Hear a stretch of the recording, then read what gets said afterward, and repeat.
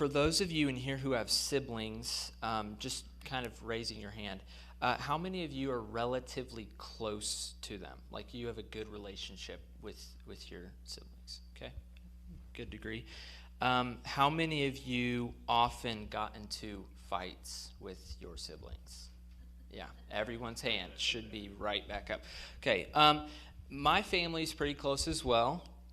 If you know our story, our family story, we traveled the world together, which can do a lot. It brought us together, and really ultimately we were close as siblings, but we really became each other's best friends. You get to learn how everyone's wired, all their strengths, all their weaknesses, and you really do become best friends.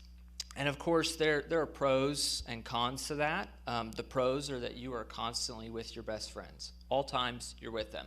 The cons are that you are always with your best friends. Always. And so when they know you that well and they know all of your ins and outs, they can press all the right buttons. It's just like, oh, why do you know me that well? What in the world?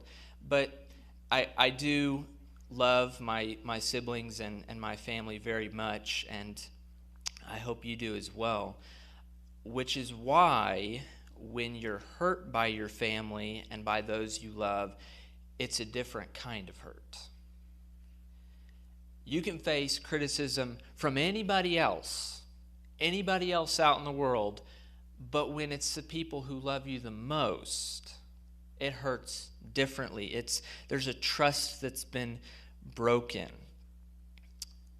And when that type of trust has been broken, it's one of the hardest things to do to try and rebuild. And this isn't just the case with family members. I think all the more so it can be said for church members, the family of Christ, that you come into church and you believe, of course, nobody's perfect. Nobody's going to treat me with perfection. We're all sinners, right? But they're not going to do terrible sins to me, right? They're not going to harm me in the same way that I would be hurt by the world. They're not going to betray me. They're not going to backstab me, right? And then you do get sinned against by someone in the church, and it hurts differently because that's not how the church is supposed to respond to one another.